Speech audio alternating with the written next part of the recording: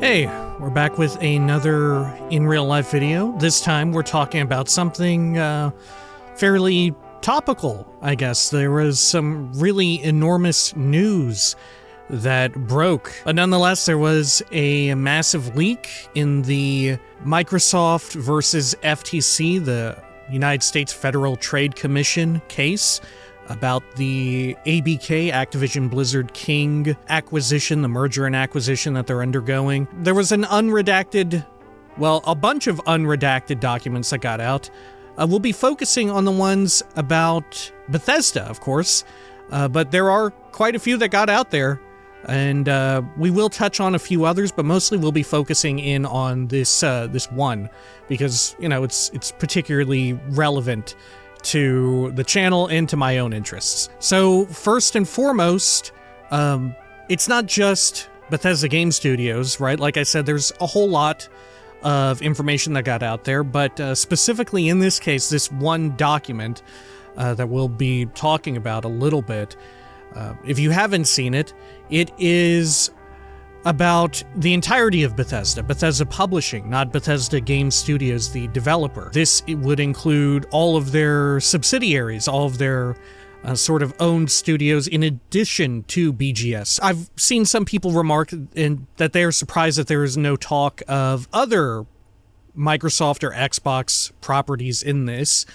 And I think the obvious reason is because it just wasn't relevant here. In this situation, they wanted this information, these documents, as part of the court case because they wanted to, I presume, compare and look at their track record with their most recent acquisition and how this will compare to them whenever they presumably end up acquiring ABK, which, as it's been going on for quite some time now, and it's at a point where it seems fairly inevitable.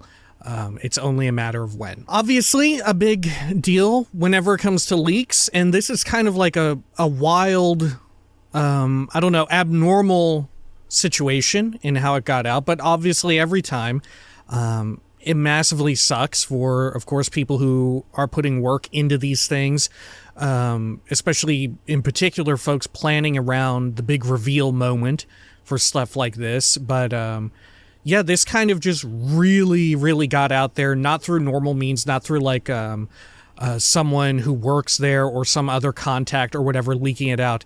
Before I get too deep into it, let me check here. Yes, sorry, I've got a document here that I'll be referring to, so if you see me sort of looking back or the white reflection in my glasses, that's what I'm looking at. Stephen Totilo of Axios and Tom Warren of The Verge have done a lot of fairly recent reporting and all of that on it, and they have a whole lot more details, and if you are interested in it, look there.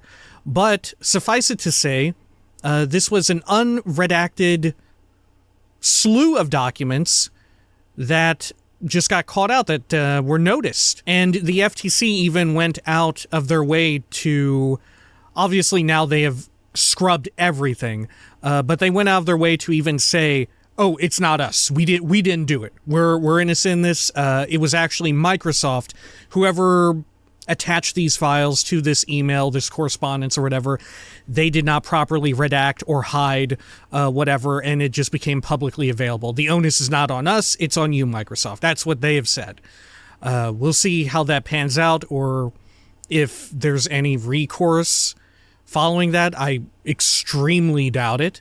I don't think there was even any real recourse during the Sharpie redacting fiasco that happened a few months ago, if you have been following games news about that. But these documents are varying degrees of accurate and out of date, but we can still divine information about them. Namely, the big document that has this entire lineup of Bethesda published games for several years is out of date and is inaccurate as well because of, well, things just inevitably end up getting delayed and or canceled. And there was a huge, massive global event that threw this off. The earliest dating on this specific document is 2020. So keep that greatly in mind. The dates will be inaccurate, but time frames, I feel like,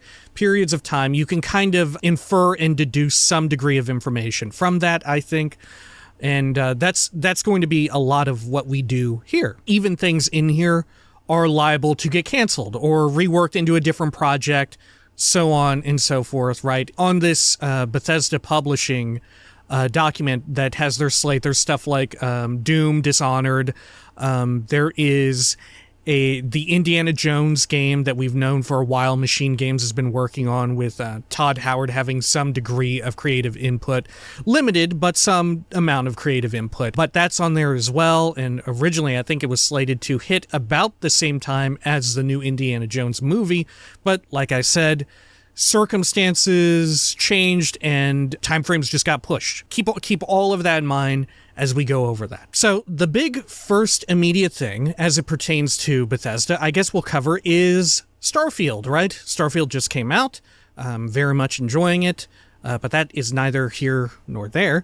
But they are on track, and we have known this, to have their DLC begin releasing in the next year. Whether or not that is calendar year or fiscal year, I'm not sure of.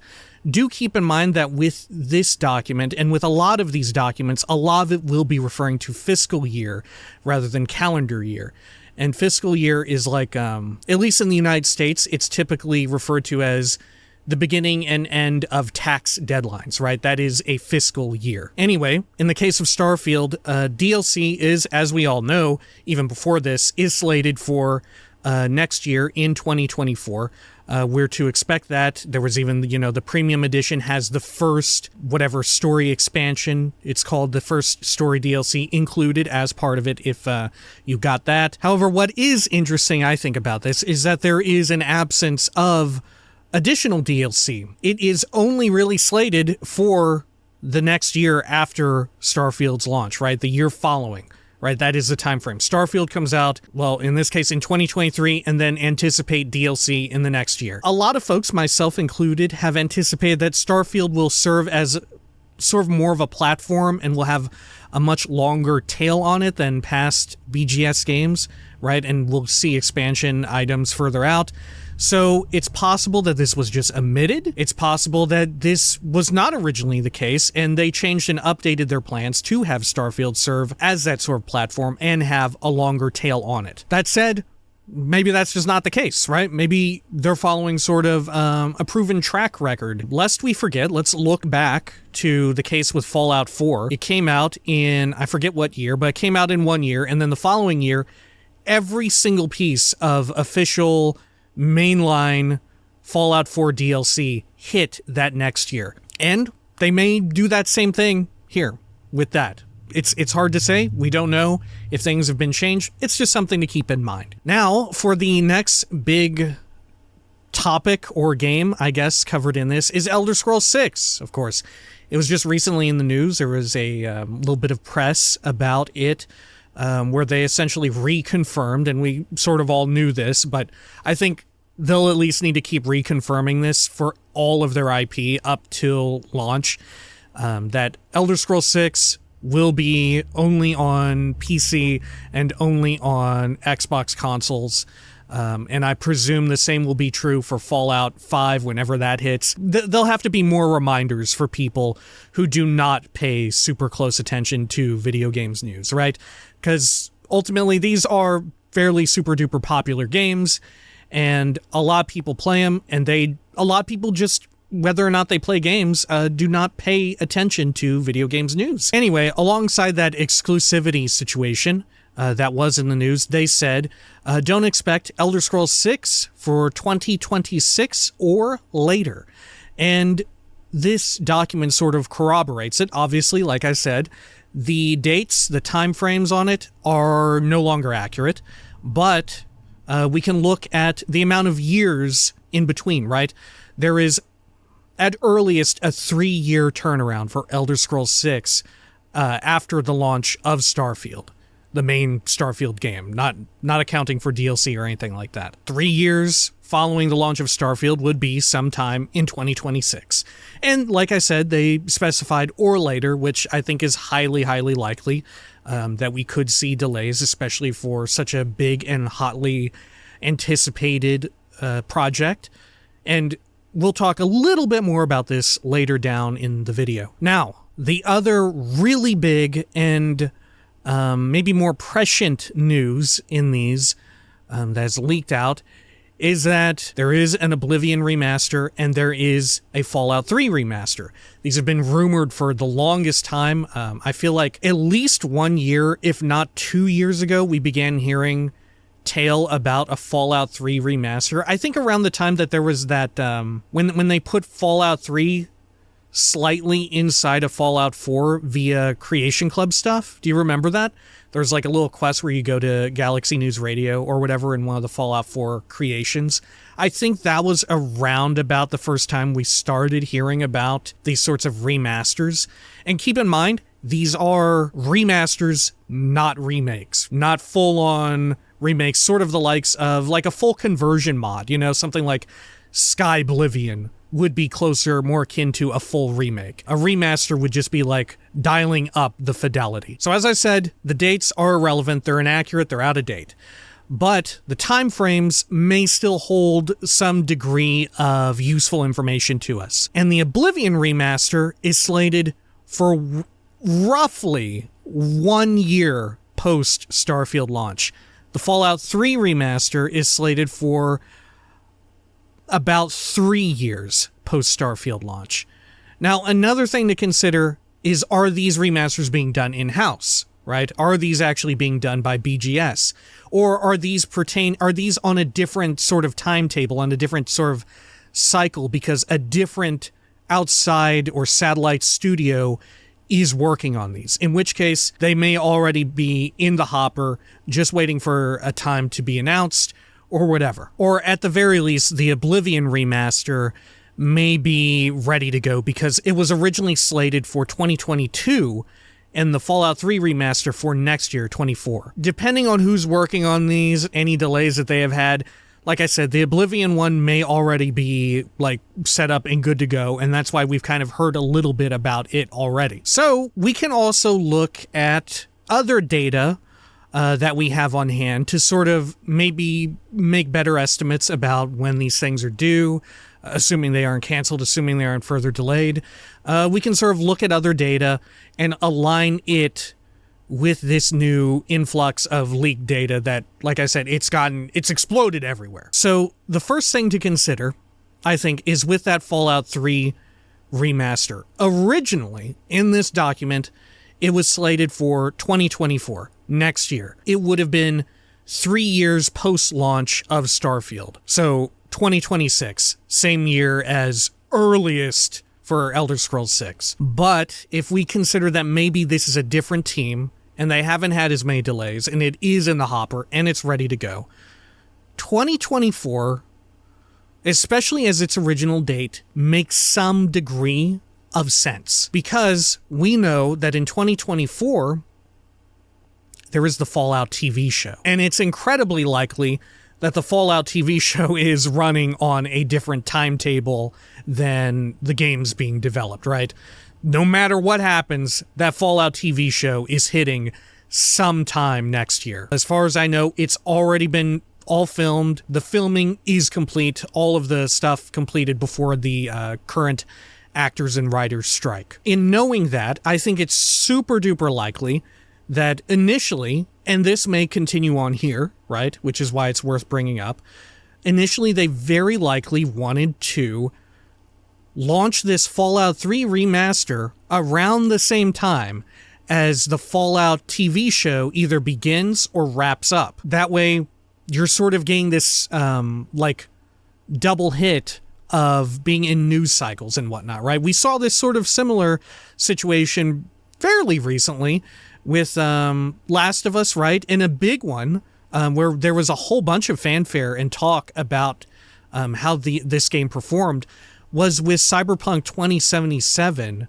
and its sort of Netflix anime series. The anime series being like a massive, huge hit resulted in the game also getting further traction, getting further sales and stuff, people buying it, people playing it if they already owned it. I think they want to try and shoot, or they were planning to try and shoot for something similar. They may still be able to. Like I said, it really depends on who's working on the remaster and if they have met any delays or issues along the way. Now also, in 2024, the next sort of bit of data for us to align, you may already know this if you're super duper into all this, but 2024, March 25th, is the franchise anniversary for Elder Scrolls. It will be 30 years since Elder Scrolls Arena launched. And in the document, it proofs out, they had originally planned for Elder Scrolls 6 to be next year, to like sort of align with that 30-year anniversary. So on the 30-year anniversary, maybe even in March 25th, they would have this big, huge Elder Scrolls event. Plus, like I said, according to the document, they were originally slated to do Fallout, right? So maybe Fallout TV show and Fallout Remaster planned for October, and March, you get Elder Scrolls. Seems kind of wild to do both in the same year, but with the TV show, with the 30-year anniversary, there is some sense, there is some logic there to that timetable. However, as we had said, it's already been in the news that Elder Scrolls 6 will at minimum take until 2026. However, if we look at the document, we can see that this Oblivion remaster was slated for just 1 year after Starfield hits. Obviously, they probably very much would have liked to have gotten Elder Scrolls 6 out the door for the 30-year anniversary, but what if they did the Oblivion remaster instead? To sort of grab a fistful of salt to take with all of that intrigue, with all of that excitement, consider that would mean that 2024 is absolutely loaded for them, right? As far as Bethesda goes, that would mean that if all of those hit in 2024, you would have Starfield DLC, which we 100% know is coming, and then potentially an Oblivion remaster to align with the 30-year anniversary, and a Fallout 3 remaster to align with the Fallout TV show. I don't know if they will stack it that heavily, because that sounds outrageous to have all of that happen in the same year. You would think that they would try to space that out, and originally they did. Originally they did want to space those out, because I'm sure they're aware that those will be flying off the shelves. People will want to play those, either buying them directly or through Game Pass or whatever the heck, right? People will be very interested in playing those things. So taking that into account, I'm just not sure if they would want to like launch all of these different things in the same year. It seems outrageous. Maybe one remaster alongside the Starfield DLC, as was originally the plan. Now, to go even further, I almost forgot, in related documents, which may not be out of date, they may be more accurate because this is a separate file, separate document and everything. Xbox, Microsoft are planning a big mid-generation sort of refresh. You know, they're planning a brand new version of their mainline consoles and stuff, new hardware, all of that. To put more stake in this October situation, right?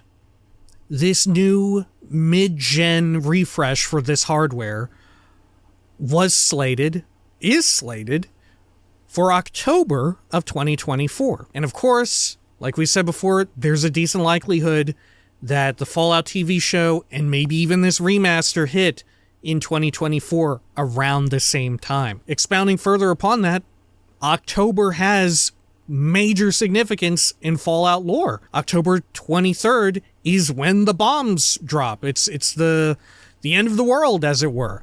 So maybe they try and align all these three things. I'm not sure. It's just something to keep in mind, to sort of have an educated guess on where all of these things will end up landing. In a similar vein, there was another document. Like I said, this one, a separate document. This one may be more accurate and maybe still, the projections in it may still be tracking accurately.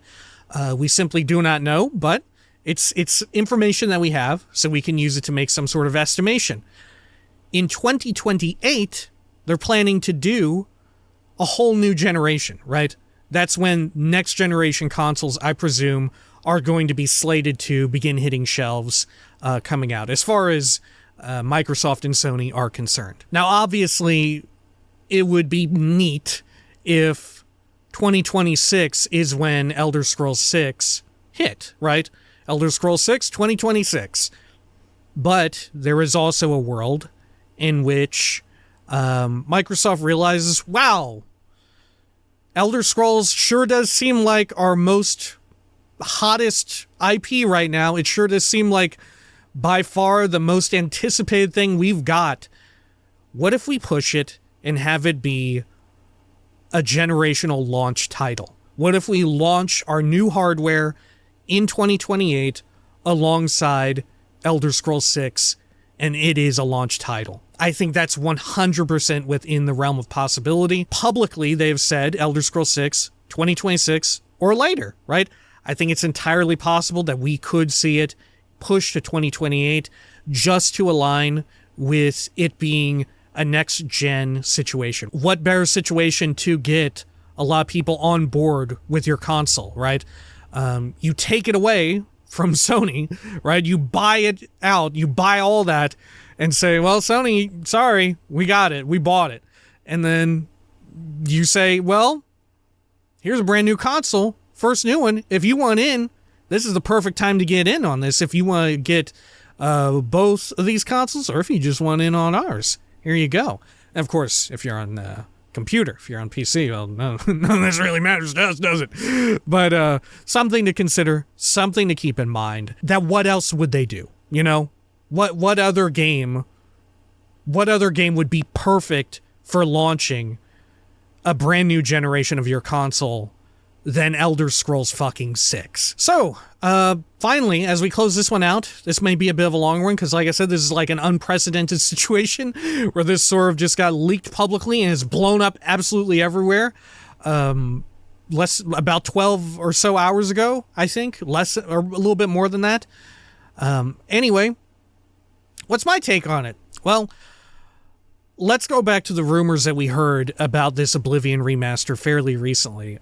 People were talking about when it hits, it may have, in some weird Frankenstein way, it may have Unreal Engine strapped onto the Gamebryo engine of that era in order to sort of upwardly scale the fidelity of the game, of the textures, models and all that whatnot.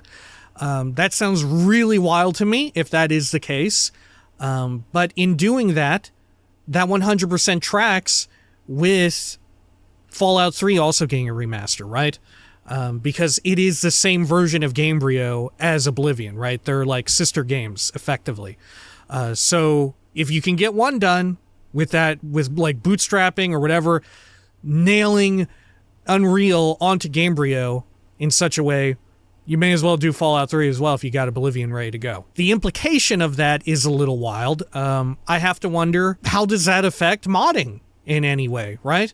Like I said, I don't anticipate this to really affect at all player-run full conversion mods, which are effectively remakes. I think that's just bad press to mess with them, especially given how much BGS loves its modding community. So I don't anticipate those projects getting canceled or receiving cease and desist, right? I feel like that will not happen. That would be just needlessly bad press. I think that these remasters, assuming they exist, and it really seems like it, I think that they're still going to sell gangbusters, and they want them there to flesh out their Game Pass releases, right? They want to flesh out Game Pass, have more stuff on offer, coincide with other big events, right? Like we said, the Fallout TV show, new hardware, stuff like that, 30-year celebration. They want to hit these time periods, these time frames. That way they can maybe make the most of it. We'll see how much they try and hit. Like we said, delays, global events have thrown a massive wrench in those plans. as we can see from the original dates of these documents. I do wonder how it'll impact modding. Will this be like less friendly to modders? Obviously, if they'd have strapped on Unreal to it, a lot of the modders who are familiar with just Gamebryo, I would have to assume we'll have to learn at least a little bit extra with how it works. There will be some familiar territory, but there'll also be unfamiliar stuff if your area of expertise is really only that engine, the Gamebryo of that era. Regardless, as for myself, I don't know. Why would I not play them, right? I fully intend to play them. If they are real, and it really seems like it, 100% we'll play them. It'll be playthroughs for sure. What timing, Maybe we hold off on this Fallout 3 playthrough? I'm not sure. Fallout 3 is kind of short. We'll see. It has put a wrench in my own plans, sure enough, to know that there is a Fallout 3 remaster. Because it could be fun to play original Fallout 3 and then hit up the Fallout 3 remaster and see the differences and whatnot. But on the flip side, we'll be double dipping, right? It'll be so much Fallout 3 in such a short time. Maybe we just put it off. Maybe we wait a bit, Who can say? We'll see when we get there. There's still plenty of Starfield ahead of us. Just really, really wild news recently about all of this popping off. This wasn't originally going to be the video for today, the in real life video, but hey, stuff happens. All right. Until next time, please take care of each other.